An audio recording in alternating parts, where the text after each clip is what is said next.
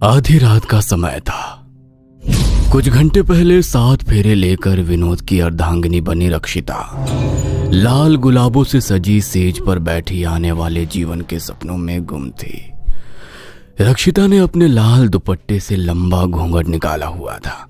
कमरे में जल रही खूबसूरत सी लाइट कैंडल की मध्यम रोशनी में राजमहल की तरह सजा ये कमरा और भी खूबसूरत लग रहा था। अचानक ही एक तेज हवा का झोंका आता है और कमरे में जल रही कैंडल को बुझा देता है और उसी के साथ अभी तक भीनी भीनी भनक से सुगंधित कमरा अचानक ही गंदी बदबू से भर जाता है। ये क्या हुआ? ये हवा कहाँ से आई? मैंने तो कमरे की खिड़की दरवाजे सब बंद किए थे, ऊपर से ये बदबू। छी! रक्षिता अभी सोच ही रही थी कि अचानक तेज आवाज के साथ खिड़की और दरवाजे खुल जाते हैं, जिससे रक्षिता बुरी तरह चौंक जाती है। रक्षिता जाकर सभी खिड़की दरवाजे बंद करती है। जैसे ही वो अपने बिस्तर तक आने के लिए मुड़ती है, उसे अपनी कमर पर किसी का स्पर्श महसूस होता है और अगले ही पल उसे वहां तेज जलन महसूस होने लगती है। ये कैसी जलन है? रक्षिता अपना दुपट्टा हटाकर देखती है तो उसकी कमर पर एक हाथ का निशान छपा हुआ दिखाई देता है। ऐसा लगता था किसी ने गर्म सलाखों से उसे दाग दिया हो। रक्षिता दर्द से छटपटा रही थी। तभी एक बार फिर से दरवाजा खुल जाता है और हवा के तेज झोंकों के साथ सामने उसका पति विनोद खड़ा हुआ नजर आता है। विनोद की आंखें सुर्ख लाल नजर आ रही थी और वो लड़खड़ाते हुए कमरे के अंदर आ रहा था। रक्षिता के नजदीक पहुंचकर वो शैतानी मुस्कान चेहरे पर रखकर उसकी ओर देखता है और उसकी कमर पर उसी जगह हाथ रख देता है जहां जख्म बना था। विनोद उसे उठाकर बिस्तर पर पटक देता है और किसी भूखे शेर की तरह धीरे धीरे उसकी तरफ बढ़ने लगता है। ये क्या हुआ है तुम्हें? तुम ठीक तो हो ना? इतने बदले बदले से क्यों नजर आ रहे हो? विनोद, ऐसा जानवरों जैसा व्यवहार क्यों कर रहे हो मेरे साथ? रक्षिता विनोद के इस बदले हुए व्यवहार से काफी डरी हुई थी। अचानक ही विनोद झपटा मारकर उसका दुपट्टा खींच लेता है और उसे दूर फेंक देता है, जिससे रक्षिता पहले से भी ज्यादा घबरा जाती है और अगले कुछ पलों में कमरे का वातावरण पूरी तरह से बदल चुका था। कमरे के दरवाजे से रक्षिता की दर्द भरी चीखें पूरे गांव में सुनाई दे रही थी, जिससे घबराकर लोग उसके घर के बाहर जमा हो जाते हैं। जब तक गांव के लोग रक्षिता के कमरे में पहुंचे, उसकी दर्दनाक मौत हो चुकी थी। रक्षिता का शरीर पूरी तरह से जला हुआ और उसकी लाश दुपट्टे के सहारे छत से लटकी हुई दिखाई दे रही थी। गांव वाले समझ नहीं पा रहे थे कि आखिर ये सब क्यों और कैसे हुआ। कुछ ही देर में रक्षिता का पति विनोद भी दौड़ते हुए रक्षिता के कमरे में पहुंचता है, जहां पर उसकी पत्नी की लाश लटकी हुई थी। रक्षिता की ऐसी हालत देख विनोद चीख चीख कर रोने लगता है। एक बात बताओ विनोद, आधी रात को अपनी नई नवेली दुल्हन को कमरे में छोड़कर कहाँ थे तुम? और ऐसे कैसे तुम्हारे घर में घुसकर कोई तुम्हारी पत्नी को मार गया? मुझे नहीं पता बिरला भैया, मैं नहीं जानता क्या हुआ, कैसे हुआ, कितनी खुश थी वो। हमारी तो किसी से कोई दुश्मनी भी नहीं थी, सबकी सहमति से हमारी शादी हुई थी और शादी के कुछ देर बाद ही मेरी रक्षिता। इतना कहकर विनोद बुरी तरह से रोने लगा। अरे लेकिन ये बताओ तुम थे कहाँ? वो नई नई शादी है ना, तो मेरे दोस्त मुझे पिलाने के लिए जबरदस्ती अपने साथ ले गए थे। वहां मैंने अपने दोस्तों के साथ 2-3 पैग लगाए। मैं बस वहां से निकलने ही वाला था कि मुझे रक्षिता की चीखें सुनाई दी। वो आवाज सुनकर मैं दौड़ता हुआ यहाँ पहुंचा, लेकिन मेरे यहाँ आने से पहले सब कुछ खत्म हो चुका था। विनोद रोता ही जा रहा था। गांव वालों को समझ नहीं आ रहा था कि आखिर ये सब किसने और क्यों किया। इस घटना को बीते मुश्किल से 1 महीना का समय बीता था। आज इसी गांव में रहने वाले भुवन और चंदा का ब्याह होना तय हुआ था। पूरे परिवार के आशीर्वाद के साथ उन दोनों के पानी ग्रहण का कार्यक्रम चल रहा था। पंडित जी अग्नि के सामने बैठे मंत्र पढ़ रहे थे।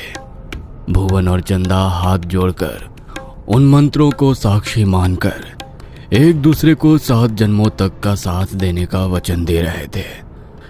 अचानक ही एक तेज हवा का झोंका आता है और हवन कुंड से आग की लपटें निकलकर चंदा की साड़ी में लग जाती है और देखते ही देखते उसकी साड़ी धूं धूं कर जलने लगती है।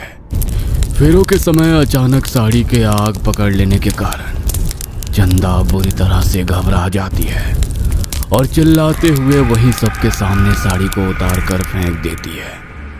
भुवन को भी कुछ सूझ नहीं रहा था, इसलिए वो पास में पड़ी पानी की बाल्टी को उठाकर पानी चंदा की ओर उछालता है, जिसमें हवन की अग्नि भी बुझ जाती है।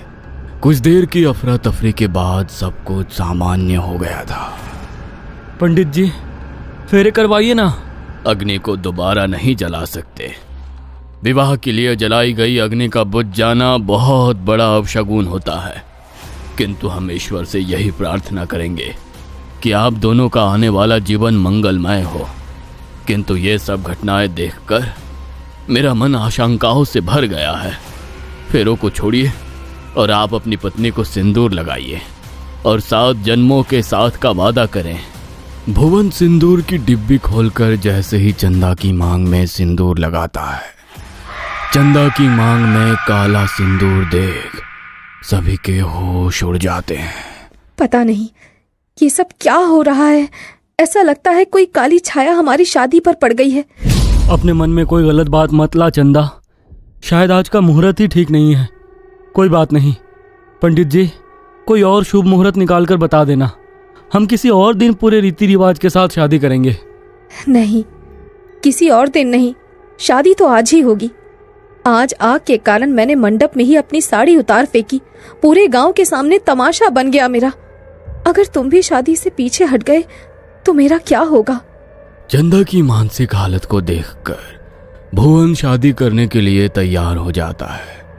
शादी के बाद देर रात गए चंदा अपने कमरे में भुवन के आने का इंतजार कर रही थी, लेकिन काफी रात बीत जाने के बाद भी जब भुवन नहीं लौटा तो चंदा परेशान हो गई।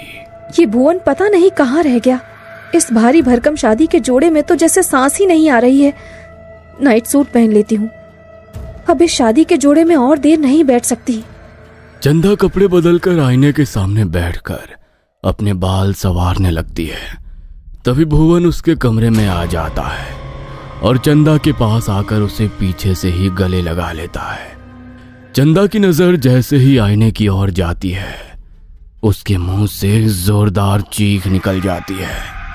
सामने आईने में उसके अक्स के पीछे दिखाई दे रहा अक्स उसके पति भुवन का नहीं, बल्कि किसी डरावने चेहरे वाले दानव का था, जिसका आधा चेहरा मानो आग से झुलसा हुआ था और चेहरे का मांस जलकर लटक रहा था। आईने में उस डरावनी छाया को देख चंदा भुवन को जोरदार धक्का मारती है और कमरे के दरवाजे की ओर दौड़ने लगती है।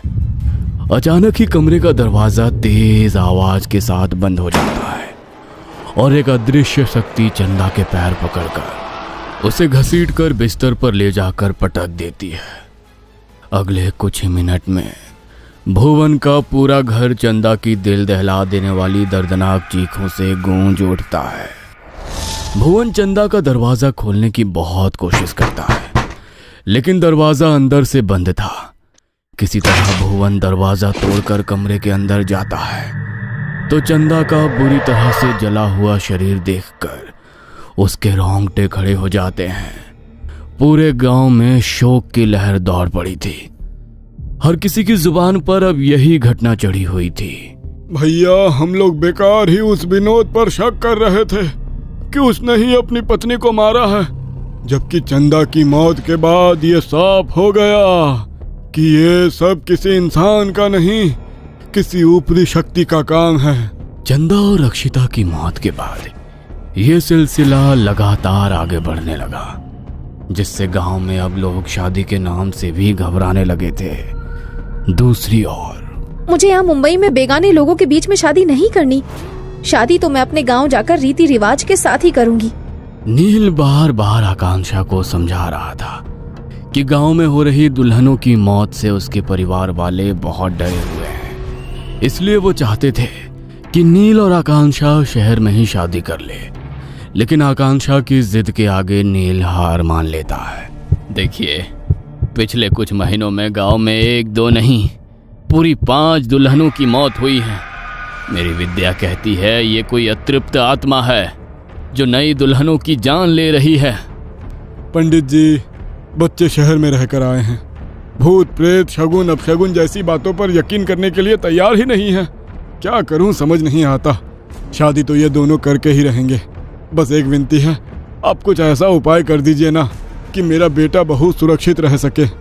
पक्के तौर पर तो मैं नहीं कह सकता, लेकिन गांव में जो भी घटनाएं हुई हैं उसे देखकर यही समझ में आता है कि वो जो कोई भी है अकेले में ही वार करता है। इसलिए सबसे पहली बात, चाहे जो भी हो जाए, आकांक्षा को अकेले मत छोड़ना। शादीशुदा औरत की ताकत उसका पति होता है। मैं आपको एक मंत्र बता रहा हूँ, उस मंत्र को पढ़कर अपनी पत्नी का हाथ अपने हाथों में पकड़े रहना। ईश्वर की कृपा हुई तो कोई भी बुरी शक्ति आपको अलग नहीं कर सकेगी। पंडित जी के बताए अनुसार मंत्र जाप करके दोनों एक दूसरे का हाथ थामते हैं और इसी तरह पूरी शादी संपन्न हो जाती है। शादी के बाद नील और आकांक्षा अपने कमरे में पहुंच गए थे। देखा तुमने, कोई गड़बड़ नहीं हुई। अरे जरूर कोई सीरियल किलर है जो भूत प्रेत का नाटक करके गांव के लोगों को पागल बना रहा है। मैं बता रही हूँ नील, ये भूत प्रेत जैसी कोई चीज नहीं होती है। अच्छा, कब तक मेरा हाथ पकड़कर ऐसे ही बैठे रहोगे? कम ऑन, अब मेरा हाथ छोड़ भी दो, मुझे चेंज करना है, वॉशरूम भी जाना है। नहीं, आज रात को मैं तुम्हारा हाथ नहीं छोड़ूंगा। अगर आज रात किसी तरह बीत गई तो खतरा बहुत हद तक टल जाएगा। और फिर वैसे भी हमें कौन सा गांव में रहना है, कल ही हम फिर से शहर के लिए निकल जाएंगे। गांव का माहौल मुझे कुछ ठीक नहीं लग रहा है। कुछ तो है यहाँ जो आंखों से दिखाई नहीं दे रहा, लेकिन महसूस हो रहा है। हद हो गई है नील, तुम गांव वालों की बातों में आ गए हो। आकांक्षा अभी नील से बातें कर ही रही थी कि तभी उसे कमरे में सामने से नील आता हुआ दिखाई देता है।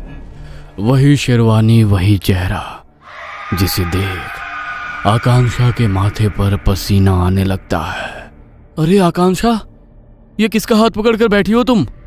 मैं तो यहाँ हूँ, मेरे पास आओ। आकांक्षा, वो प्रेत मेरा वेश धरकर तुम्हें छलने आया है, उसकी बातों में मत आना। मैं ही तुम्हारा नील हूँ। मुझे कुछ समझ नहीं आ रहा, ये सब क्या हो रहा है? देखो आकांक्षा, ये सब तुम्हारी नजर का धोखा है। अरे मैं ही तुम्हारा नील हूँ, ये प्रेत आत्मा मार डालेगी तुम्हें।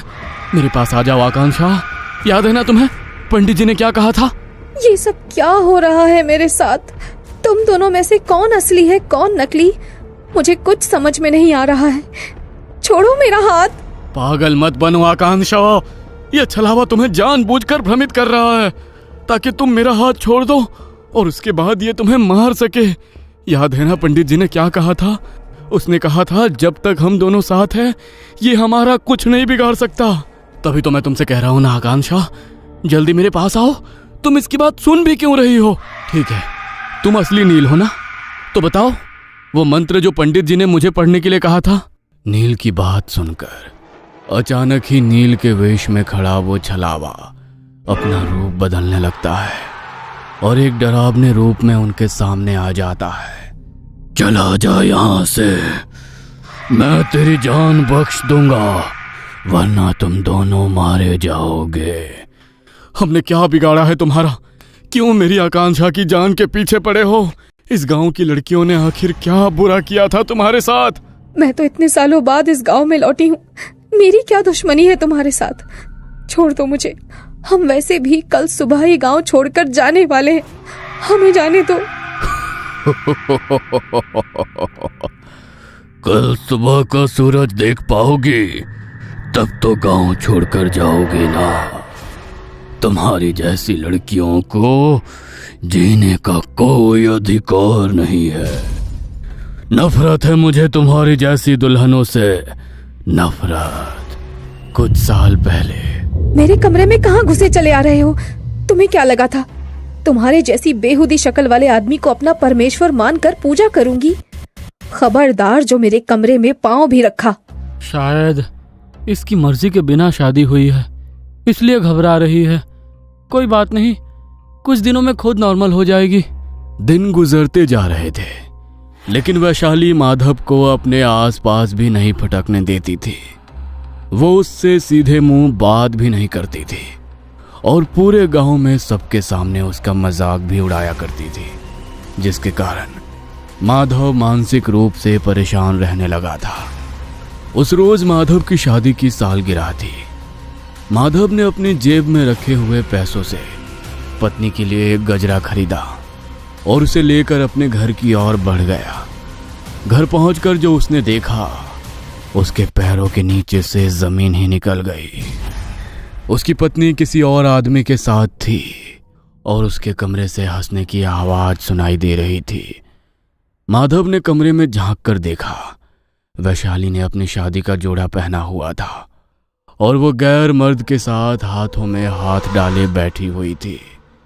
माधव ये मानसिक आघात सह नहीं सका और उसी दिन माधव ने अपनी जान देकर इस कहानी को हमेशा के लिए खत्म कर दिया।